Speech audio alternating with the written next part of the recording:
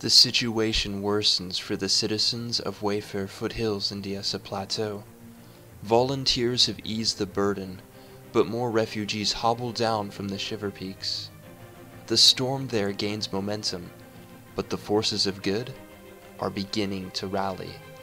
They're sending their heroes to defend the land and its peoples. Someone must hold back the gathering storm. The stakes are raised and battles rage in the foothills of the Shiver Peaks.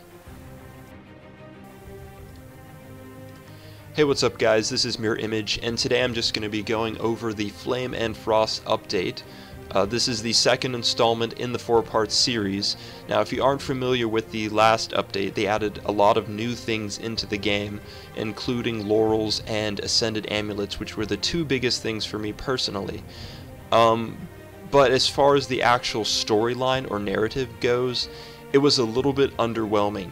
If you don't remember or didn't actually do the event because it wasn't very exciting at all, you basically went around the Shiver Peak area and revived around 75 NPCs or so. So it wasn't very engaging, and the quest didn't seem very meaningful. There wasn't a lot of story behind it or additional lore that I was looking for. So I'm really hoping that as far as the narrative goes, that they'll delve deeper into this, reveal a little bit more, make the quest a little bit more interactive, maybe more exciting, more fun, and then of course add a layer of depth with actually making the storyline progress instead of just be sort of like, hey, go res 75 NPCs and you finish the living story, which doesn't really feel very living at all in that regard. But as far as the actual updates to the game, we have a bunch of new features. I'm going to skip over the PvP ones just because I'm not a PvP expert. I'll just basically read the title for those, but they did add a brand new PvP map. Sorry, not did add, but they're adding all of this for February the 26th, so it's about a week away or so.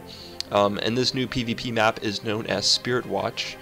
They're also adding a team up for guild missions.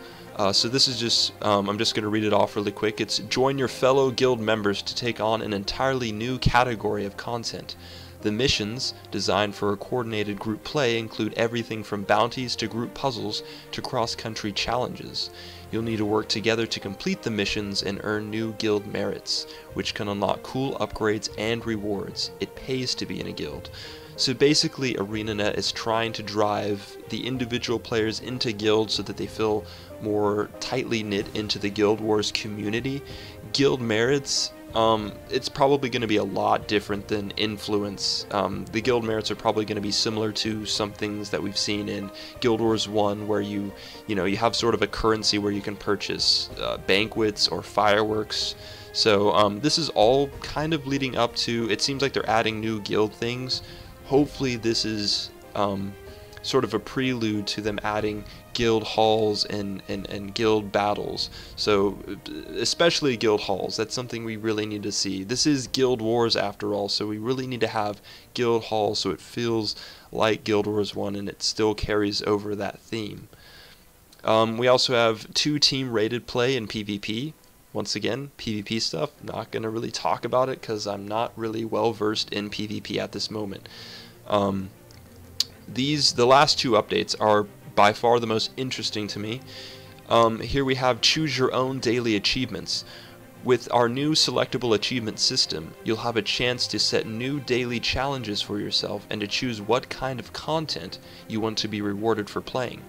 So here they say daily challenges, and I'm hoping that refers to the actual dailies, because I have to tell you, I'm not a huge fan of gathering or crafting. I actually never craft. I've never crafted until I had to do them for the dailies, which is terrible, but I'm just not a huge fan of the crafting system in Guild Wars 2. So yeah, I go back to RuneScape. I kind of like that whole grind system.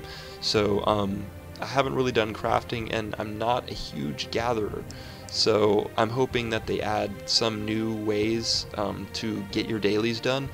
They have done pretty well with adding a variety of different types of things, like killing aquatic animals and daily dodges, things that you can do regardless of what you're doing. But I'd like to see something like exploration. I love exploring the map, just running around and not even discovering stuff, because I've already kind of discovered almost everything you can, but maybe rediscovering that adds to your achievement points. So I'm hoping this goes into the dailies, particularly because with the Laurels being able to be acquired through your dailies, it would sort of ease that burden. There's some people who can't play, or people that only like to do specific things.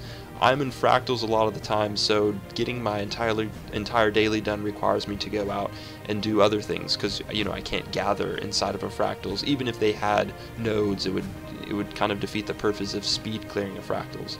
So yeah, that's sort of my thoughts on the daily achievements. They also have preview items in the trading post. This is exciting. Previously you have to go on to different websites and sort of link things in a chat, but now you can actually look in the trading post to preview different items. So here's what it actually says in the description. Try before you buy. You'll have the ability to preview items in the trading post before you buy them. Simply right-click an item icon and select preview to see the item equipped on your character. Check out how a weapon looks by itself, and how it looks when sheathed, and how it looks when wielded by your character. So if you are thinking about getting a new item, you can now preview it just in case the look is off-putting. So that's really all for the Flame and Frost updates. I'm really hoping that the actual narrative is meaningful this time, and that they focus on that rather than just these content updates, but I'm hoping that the story itself is something they expand on. They call it the living story, and I'm really hoping it lives up to that title. Anyways, this is Reborn Reality. My name is Mirror Image, and thanks for tuning in to the Flame and Frost update.